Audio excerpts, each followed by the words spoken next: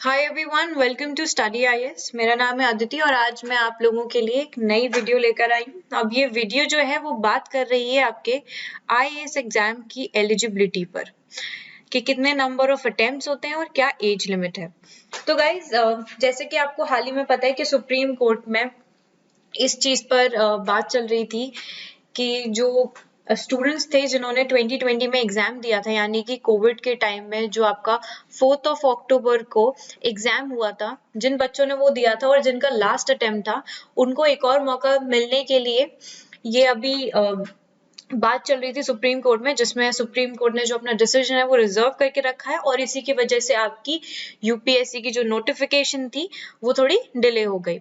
तो आज हम बात करेंगे कि एलिजिबिलिटी क्राइटेरिया क्या है और कितने नंबर ऑफ अटेम्प्ट्स हैं और आपका जो एज लिमिट है वो किस प्रकार है। ठीक है, तो चलिए देखते हैं। तो देखिए, जो मिनिमम एज है आपकी यूपीएससी के एग्जाम में अपियर होने की वो है आपकी 21 साल। कितनी एज है? 21 ईयर्स के आप होने चाहिए जब आप इस एग्जाम के लिए अपियर करेंगे। ठीक है, इसका मतलब ये है कि जो आपका जो कैंडिडेट है वो कितना है? 21 साल का होना चाहिए करीब 1 अगस्त तक। जो 1 अगस्त है तब तक आप कितने साल के होने चाहिए? 21 साल तक के। ठीक है, अगर आप उससे नीचे हैं तो आप एलिजिबल नहीं है और ज्यादा है तो आप एलिजिबल हैं। ठीक है, तो अब देखिए, अगर मान लीजिए कैंडिडेट इज अपियरिंग फॉर 2021, अगर आप 2021 का प्रीलिम्स दे रहे हैं तो आपको करीब 21 साल या 21 साल से ज्यादा होना चाहिए 1 अगस्त 2021 तक। ठीक है, तो जैसे कि देखिए, जो आपकी जनरल कैटेगरी है उसमें आप लोग जो लास्ट एज है आपकी वो है 30 साल। 30 साल तक आप लोग एग्जाम दे सकते हैं अपना, यानी कि एग्जिस्टिंग मैक्सिमम एज जो है, जो एज लिमिट है वो है 30 साल तक की। ठीक है, और नंबर ऑफ अटेम्प्ट्स हैं आपके 6 अटेम्प्ट।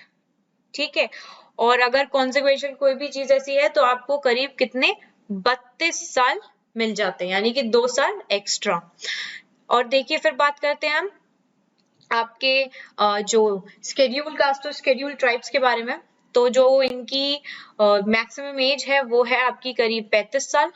ठीक है, और जो अटेम्प्ट्स दिए जाते हैं इनको वो है अनलिमिटेड। और उसके बाद जो मैक्सिमम एज लाइक अगर कोई भी कॉन्सिक्वेंशियल पॉइंट है तो करीब 2 साल की इनको रिलीफ मिल जाता है। ठीक है, तो वो हो जाती है आपकी 37 years. Moving forward to OBC, यानी कि आपके अदर बैकवर्ड कास्ट, उनके बारे में बात करें तो जो मैक्सिमम एज है वो है 33 साल। 33 साल से ऊपर नहीं दे सकते आप। और जो अटेम्प्ट्स हैं वो अटेम्प्ट्स दिए जाते हैं इनको 9। ठीक है, ये 9 अटेम्प्ट के बाद आप कोई सिंगल अटेम्प्ट नहीं मिलता है और वही रिलैक्सेशन 2 इयर्स का। अब आपकी चाहे आप फिजिकली हैंडीकैप्ड लोग होते हैं उनके लिए है कि 40 साल तक की इनको राहत होती है और 9 अटेम्प्ट दिए जाते हैं जर्नल और ओबीएस को और अनलिमिटेड अटेम्प्ट है आपके शेड्यूल कास्ट और शेड्यूल ट्राइब्स के लिए। ठीक है, फिर 12 एडिशनल ईयर्स इसीलिए है in each category, 30 + 12 for journal and 35 + 12 for SC, ST and 33 + 12 for OBS। ये है आपके कॉन्जर्वेशन मैक्सिमम एज लिमिट। ठीक है, नाउ जो अपर एज लिमिट है it is also calculated on date of August. जैसे मैंने आपको बताया कि 1 अगस्त तक आपको कितने का होना चाहिए? कम से कम 21 साल तक का। ठीक है, तभी आप लोग एलिजिबल हैं अपियर करने के लिए एग्जाम में। तो जनरल कैटेगरी वाले कितने 32 साल तक दे सकते हैं। This is the last age for you to sit for this exam. ठीक है, और नंबर ऑफ अटेम्प्ट होते हैं आपके पास 6। वही सेम चीज आपकी है ओबीसी के लिए कि 35 साल तक आप लोग एग्जाम में अपियर हो सकते हैं और जो आपके जो ओबीसी के लिए अटेम्प्ट्स हैं वो है 9 अटेम्प्ट्स। देन SC ST के लिए 37 इयर्स तक का पॉइंट है, ये मैक्सिमम एज है। ठीक है, और अटेम्प्ट्स है unlimited. So upper age limit for defense services, जो personal disabled है in operation during hostilities with any foreign country or in a disturbed area and released as a consequence thereof, तो उनको 35 वर्ष तक की आपको वो दी जाती है। ठीक है, फिर बात करेंगे हम अपर एज लिमिट है आपके जो एक्स सर्विसमैन होते हैं। ठीक है, इंक्लूडिंग कमीशन्ड ऑफिसर्स। ठीक है, चाहे फिर वो आपके ECOS हो, SSCOS हो, तो इनका क्या है, who have rendered at least 5 years military service. करीब 5 साल की जो मिलिट्री सर्विस है उसको रेंडर किया हो, उनको 37 साल तक की मैक्सिमम एज लिमिट दी जाती है। Okay, blind, deaf, mute and orthopedically handicapped persons general category 42 साल तक की इनको दी जाती है, लिमिट है 42 इयर्स तक की।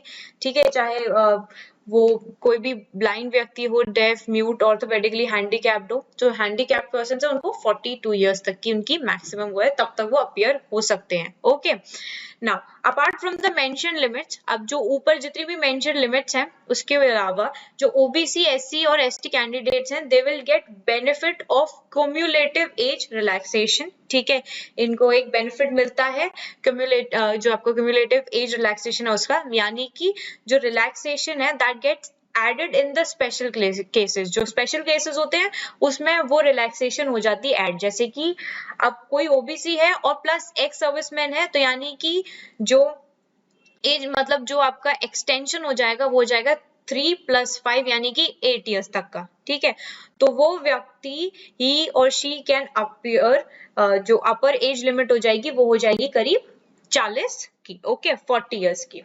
जैसे आपकी कितनी है यहाँ पे, क्या आपको दिख रहा है कि ओबीसी 35 इयर्स, ठीक है, एंड इफ अगर उसमें कुछ ऐसे पर्टिकुलर नंबर ऐड कर दिया जाए तो वो उतना एक्सटेंड हो जाता है। Okay, so this was the video for you all, और वो ये वीडियो मैं इसीलिए लेकर आई थी आप लोगों के लिए बिकॉज जो अभी जो आपके अटेम्प्ट और एज लिमिट के बारे में जो एक पॉइंट चल रहा था कि अटेम्प्ट्स के बारे में, तो आप लोगों को इस चीज की जानकारी होनी चाहिए। ठीक है, अभी जैसे यूपीएससी नोटिफिकेशन थोड़ी डिलेड है, बट होपफुली आपके फेब के एंड तक आपको नोटिफिकेशन मिल जाएगी, और जो आपका एग्जाम होगा वो होगा आपका 27 जून को। ठीक है, मोस्ट प्रोबेबली 27 जून को आपका एग्जाम है ही है। ठीक है, तो अपनी तैयारी पूरी रखें, और जिन जिन लोगों को अटेम्प्ट्स में, ठीक है, और एज का जो भी इशू था वो आई होप इस वीडियो के साथ क्लियर हो जाएगा। तो अपनी तैयारी पूरी रखिए, ठीक है, पढ़ाई करते रहिए, बीच में कुछ भी पढ़ाई ना छोड़ें, किसी भी चीज से अपने आप को डिस्ट्रैक्ट ना करें, चाहे वो कोई भी इशू हो, क्योंकि एग्जाम तो आपका 27 को होना ही होना है। ओके, तो अगर आप लोगों को कोई भी फर्दर इशू है किसी भी चीज से, ठीक है, तो आप लोग कमेंट सेक्शन में मुझे जरूर बताइए कि आपको जो भी इशू आएगा वो मैं आप लोगों को सॉल्व करूंगी। And if you want any kind of video for any of the other notification, please tell in the comment box. Okay, so तब तक के लिए bye bye, take care and have a wonderful day, keep studying, bye.